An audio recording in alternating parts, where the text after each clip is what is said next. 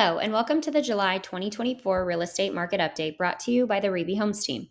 We've officially made it through the first half of the year and are starting to see some changes in the real estate market.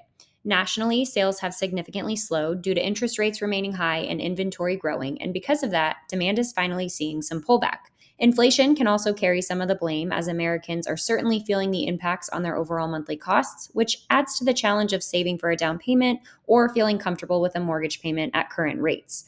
This suggests easing on home price appreciation in the upcoming months, which is great for buyers, but will inevitably trickle back up in the future as population grows, more jobs are created, and rates start trending down. Home price forecasts are projected to be around an average of 2.8% by the end of this year, and there are no depreciation projections at this time.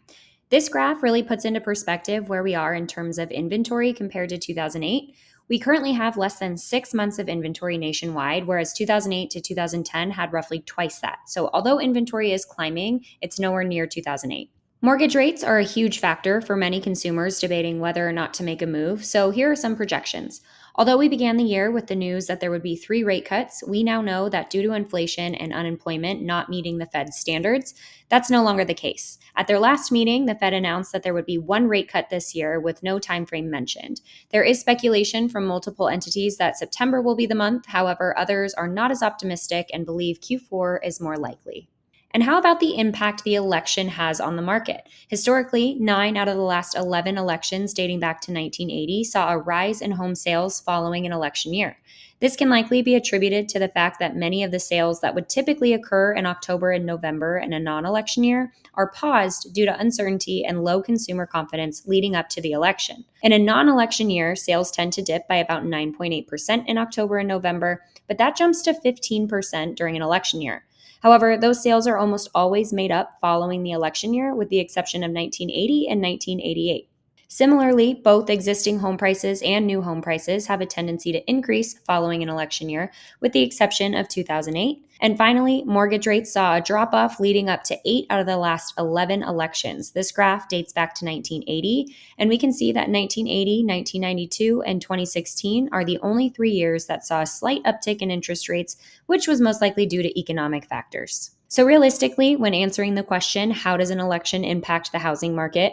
The answer is, historically speaking, there is no significant impact. Some delays in sales volume may be, but for the most part, it's business as usual. Dennis Shershakov, an economics professor from City University of New York, sums it up well. When it comes to the real estate forecast for the next 5 years, I'm casually optimistic. I believe we're going to see a lot of ebb and flow over the next 5 years, some highs, some lows, but overall a healthy market. Prices should continue to rise, though more slowly, and buyers might enjoy more options as inventory expands. But remember, real estate is profoundly local. What happens on a national scale can manifest differently in your backyard. And that is the truth. Real estate trends are heavily local, so let's take a look at our local market here in the Phoenix metro area. Active listings are up roughly 57% from this time last year and 0.4% from last month. This is great for buyers who are actively looking, as they now have more options and more room to negotiate. It also means that sellers have to be competitive, which oftentimes results in offering concessions that can contribute to buyers' closing costs or help buy down their mortgage rate, in turn lowering their monthly payment. Monthly sales are down 15% from last year and 17% from last month. The reason for this is similar to the national sales slowdown of high rates and increasing inventory, causing a decrease in demand.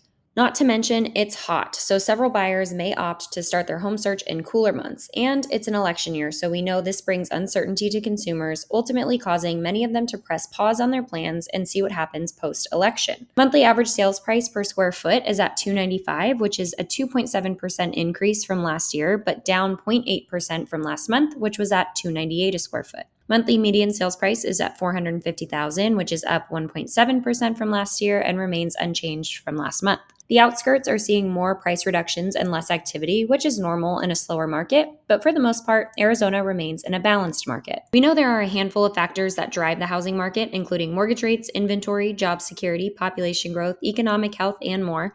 So let's take a look at what's coming to Arizona that could have a direct impact on the future stability of the housing market. Google and Meta are both expanding operations and opening new facilities in the Phoenix metro area. Align Technology is bringing new jobs and advanced manufacturing capabilities. Nestle is expanding into Glendale, Carbon Capture Inc. is opening a new facility in Mesa, and Expertech is establishing headquarters in Gilbert. This is just to name a few, but there's no doubt this will create a ton of new jobs, which will ultimately bring more people that need housing, and it will contribute to our local economy, both of which will have a direct impact on the future of our housing market. Although Arizona is experiencing decreased demand and rising inventory, distress levels remain very low.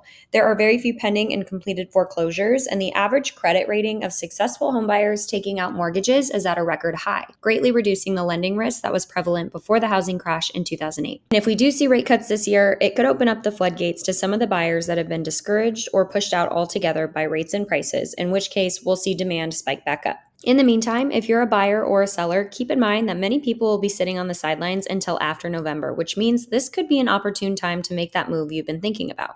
As always, if you have any questions or would like to see data in your specific area, please don't hesitate to reach out. We're happy to help. Thanks so much for tuning in, and we'll see you next month.